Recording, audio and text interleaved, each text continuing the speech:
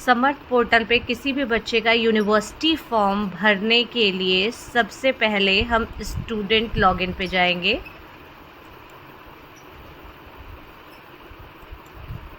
Student login पे हम यहाँ पर बच्चे की जो स्टूडेंट लॉगिन जो हमने उसका लॉगिन क्रिएट किया है वो यहाँ से ले करके लिस्ट से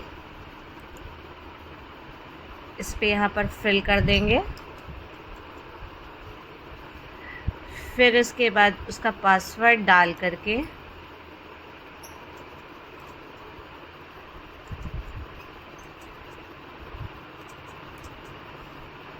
इसको लॉगिन कर लेंगे। लॉगिन करने के बाद अगर बच्चा बीए का है तो इस तरह से लिख के आ जाएगा, और बीएससी का है तो यहाँ पर बैचलर ऑफ साइंस आ जाएगा। फिर उसका कोर्स सिलेक्शन करने के लिए हम कोर्स सिलेक्शन पे क्लिक करेंगे।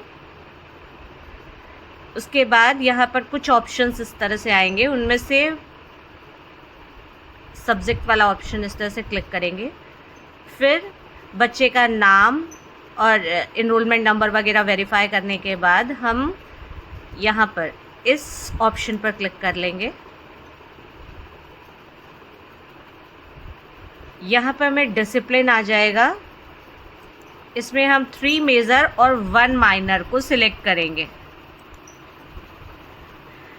इसके बाद यहाँ पे आएगा select faculty of major 1 and 2, जो कि हमारे खुद के सब्जेक्ट से होनी चाहिए। अगर बच्चा साइंस का है तो साइंस की होगी, साइंस का ऑप्शन हम यहाँ पे सिलेक्ट कर लेंगे। लेकिन यहाँ पर ये बच्चा आर्ट का है तो आर्ट्स एंड ह्यूमैनिटी, लैंग्वेज और अदर ब्रांचेस आएंगे, तो हम आर्ट्स एंड ह्यूमैनिटी सिलेक्ट करेंगे। उसके बाद जैसे मैंने एजुकेशन सेलेक्ट करा, देन अब जो दूसरा हम मेजर सिलेक्ट करेंगे वो भी आर्ट्स एंड ह्यूमैनिटी का ही होगा। जो हमारा पहला होगा जिस स्ट्रीम का, उसी का हमारा दूसरा स्ट्रीम का होगा। जैसे हमने यहाँ पे सिलेक्ट कर लिया पॉलिटिकल साइंस।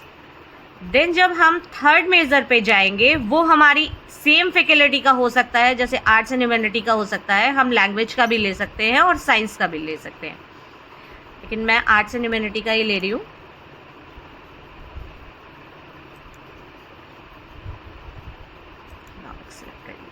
माइनर हम इस फैकल्टी में भी, मतलब इस सेमेस्टर में भी ले सकते हैं और नेक्स्ट सेमेस्टर में भी ले सकते हैं, लेकिन हमें उसका सिलेक्शन इसी सेमेस्टर में करना होगा। मैंने लैंग्वेज से उठाया है क्योंकि हमारे तीनों जो मेजर्स हैं वो एक ही स्ट्रीम के हैं। अगर मैं यहाँ अदर स्ट्रीम का लेती, जो हमारे मेजर 1 और 2 जिस स्ट्रीम के होंगे उस स्ट्रीम का हमारा माइनर नहीं होगा। माइनर हमेशा अलग स्ट्रीम का होगा, मेजर 1 और मेजर 2 वाली स्ट्रीम का नहीं होगा। मैंने हिंदी ले लिया। फिर यहाँ पे सेव एंड कंटिन्यू का ऑप्शन आएगा। सारे भरने के बाद, फिल करने के बाद इसको हम क्लिक कर देंगे। उसके बाद हमें इस तरह का ऑप्शन आएगा जिसमें हमारा जो को करिकुलम कोर्स है वो ऑलरेडी फिल मिलेगा हमें।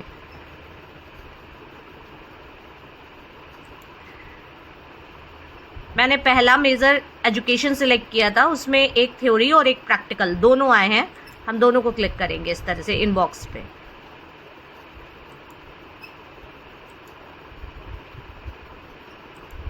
अगर हमें माइनर इस सेमेस्टर में रखना है या फिर हमें सेमेस्टर इवन सेमेस्टर में चाहिए, अगर हमें फर्स्ट सेमेस्टर में चाहिए तो हम इसे क्लिक करेंगे, और अगर हमें फर्स्ट सेमेस्टर में नहीं चाहिए तो हम इसे क्लिक नहीं करेंगे। फिर वोकेशनल कोर्स सिलेक्ट कर लेंगे जो आपके यहाँ का है। क्योंकि मेरे यहाँ ये नहीं है तो इसलिए मैं इसे सिलेक्ट नहीं कर रही हूँ। हम सेकेंड सेमेस्टर में देंगे। उसके बाद इसको हम सबमिट कर देंगे।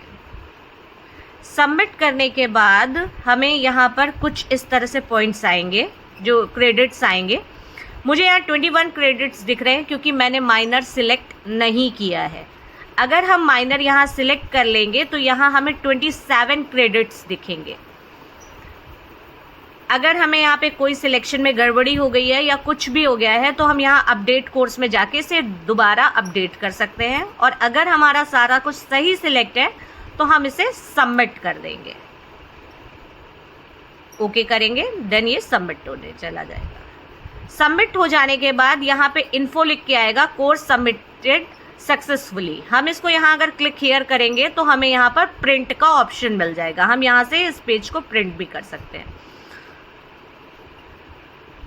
उसके बाद हम वापस स्टूडेंट में जाएंगे।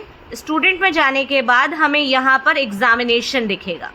जब हमारा कोर्स सिलेक्शन हो जाएगा फिर हम एग्जामिनेशन को क्लिक करेंगे। एग्जामिनेशन में हम रजिस्ट्रेशन में जाएंगे। रजिस्ट्रेशन में जाने के बाद हमें लिख के आएगा registration open for regular examination first semester exam. इसको हम क्लिक कर लेंगे। क्लिक करने के बाद हमें इस तरह से ऑप्शंस खुलेंगे। यहाँ हमें कुछ ज़्यादा नहीं करना है। ये आएगा सिलेक्ट योर PWD, ठीक है, पर्सनल डिसेबिलिटी। यहाँ पर अगर किसी बच्चे में कोई डिसेबिलिटी है तो हम इन ऑप्शंस में से किसी को क्लिक करेंगे। अगर बच्चा में कोई भी डिसेबिलिटी नहीं है तो हम नॉट एप्लीकेबल क्लिक कर देंगे।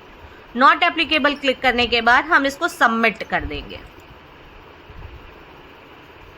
सबमिट होने के बाद लास्ट में हम फिर से स्क्रॉल करके नीचे जाएंगे। यहाँ पर आएगा अपडेट कोर्स। अगर हमें कुछ अपडेशन चाहिए तो हम यहाँ से अपडेट कर देंगे, नहीं तो हम सबमिट एग्जामिनेशन फॉर्म कर देंगे।